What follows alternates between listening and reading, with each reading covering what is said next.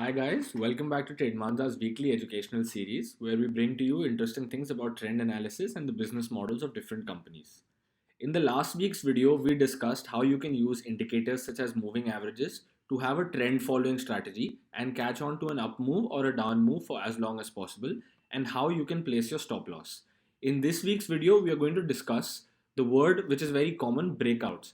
Now everybody talks about breakouts and breakdowns, but nobody really tells you how to trade them.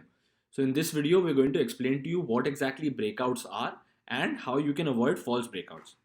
Before we get started with today's video, I'm going to ask you to do two things. The first thing would be to like this video, and the second thing would be to go and subscribe to our channel and switch on notifications, because we're going to bring you interesting content like this every week.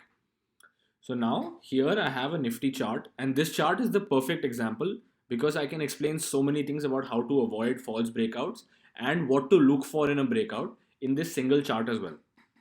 So anybody here who has some basic idea of trend analysis would know that we can call this as the supply zone somewhat, because the market has reversed from here a few times, right?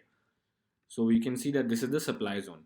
Now, when you want to avoid a false breakout, what you want to look for, the first thing is that false breakouts are not completely avoidable all the time. There's going to be a few times when you get caught in false breakouts.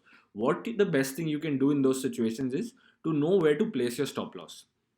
So now when you're looking for a good breakout, what you want to look for is not to chase like straight upward parabolic moves. You want to look for a market which goes up and then comes back down a little bit, makes floor, goes up again, then comes back down a little bit and then makes a floor. Because what happens in that case is if the market just goes straight upwards, then as soon as there is any sign of reversal, there is no buying pressure at any level. There is no floor for the market to take any sort of support. In case of moves like this where the market goes up and then there is a swing low, then it goes up again and then there is a swing low again. In this case, at every level, there are buyers ready to take the market back higher, and also those are very good obvious stop loss levels. Now let's look at the second point. The second point would be to look for some sort of consolidation or like the range tightening before an explosive up move. What I mean by that is, if we look at this here, this is somewhat making a triangle, right?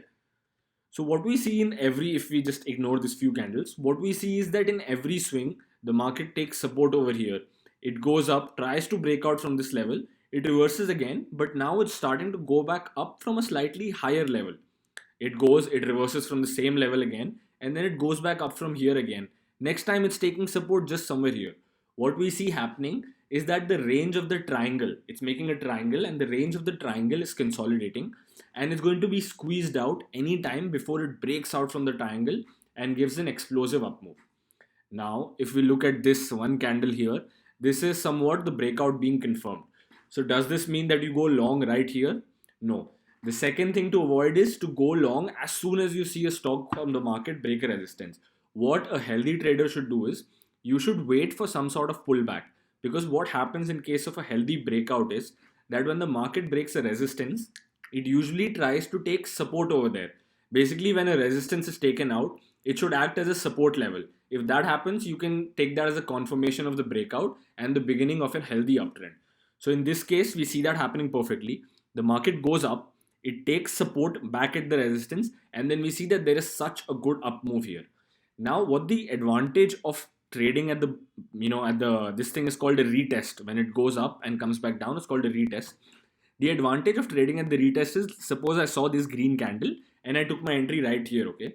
So I have so many good stop loss levels. If I am a very, very risk averse trader, we can see that the previous swing low is right here. We can keep this as our stop loss, right? If I'm someone who has a higher capacity for risk, I have the previous swing again as my stop loss. The advantage of having these type of structures is that you have lots of logical levels of stop loss, and you just don't have to look at like, okay, I'll keep a 0.5% stop loss or a 1% stop loss. You actually have market structures supporting you where you can place your stop loss. So if you follow all of these tricks, you will see that the market goes up here perfectly. Now again, this is a healthy uptrend, right? Because we see there are a few red candles here, then there is an up move, then again there's a red candle, then there's an up move. So how you can catch the trend for as long as you want to is that you can keep the previous swing low as your stop loss. Like let's suppose that you entered over here, the market has gone up and then these red candles are formed. Now you could keep your stop loss right here just below these red candles. Again, the market has gone up and you can keep your stop loss here.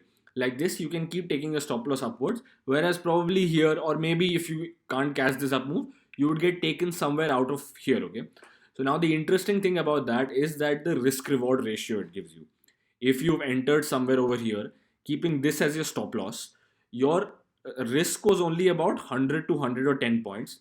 Whereas if you look at the possible up move you've captured almost 200 to 300 points, giving you a risk reward ratio of 2 or 3 is to 1. So the advantage of trading breakouts properly and waiting for a retest is that they give you really good stop loss levels and provide you with a really good, really good risk reward ratio. Now I have another chart here to explain what's going to happen when you try to change a parabolic move. Okay, let me just refresh this right here. And let's go to, where was that? Yeah, it's right here, 29th December. So what we see here, I mean, this is not a very perfect example, but I can try to explain to you what it's like. So I'm going to draw a resistance line over here. Okay, we can see that the market has taken resistance a few times right here. Okay, see, again the thing is reversed as well. When a resistance is taken out, it should act as a support, and then once this region which was acting as a support before is now starting to act like a resistance. So these kind of important structures are also one thing you should look for in the market. They're called like confluence zone, with which the market interacts and decides its trend.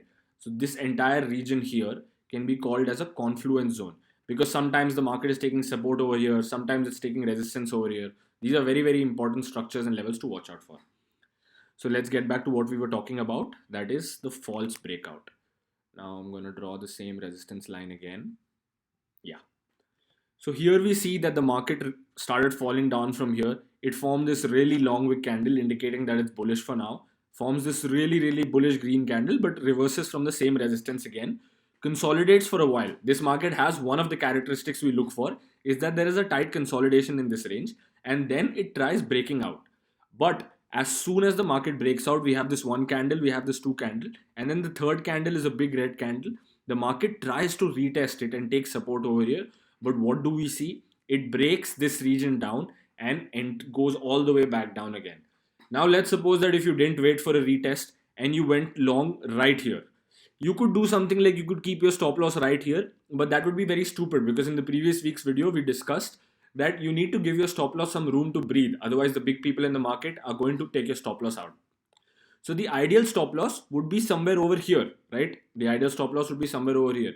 However, you would see that even if you kept your stop loss here or here or here, it would be taken out. But if you waited for some sort of reversal from this level, you would not be taken out because you wouldn't enter the trade in the first place.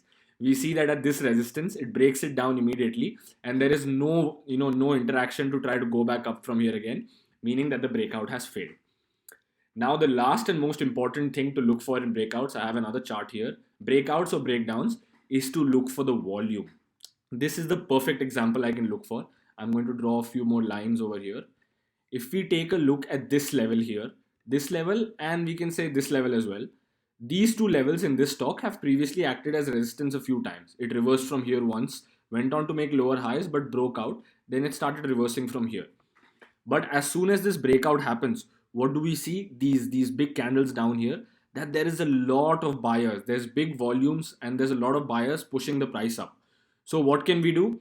Should we go long right here? No, I would recommend waiting. After this green candle also, I know the urge comes to jump in, but look at what happens here. If we wait for a retest, the market goes up, it uses this resistance level as a perfect support level and starts going up from here. Now the interesting part is, if you were to go long over here, you could use this as your stop loss, right? You have a very good risk reward ratio and you would have caught the move all the way till here. So that's giving you a risk reward ratio again of almost 2:1. But if you went long all the way here, again, your stop loss would be somewhere all the way here, which is a very deep stop loss. And if you kept your stop loss right here, that would be too tight and it would probably get taken out. Similarly, when we look at the stock reversal as well, now this resistance acted as support once. So you want to see how it interacts over here. It breaks this level, and as you can see, as it is breaking these levels, there are insanely heavy selling volumes indicating that this breakdown is confirmed. So there's a few things you should look for. One is you should look for some sort of range consolidation before a very good parabolic up move, because then you get a very good stop loss and you can capture a very big part of the up move. The second thing to look for is to look for a retest, because again the retest will give you a good stop loss and help you avoid bad risk reward ratio trades. And the final thing you want to look for is really good volume, because what the volume is going to do is going to tell you that the other traders in the market are supporting this move as well. So guys, that's it for this week's educational video. If you like our videos, please subscribe to our channel and switch on notifications, because this is a very interesting series and we're going to bring you videos like this every week.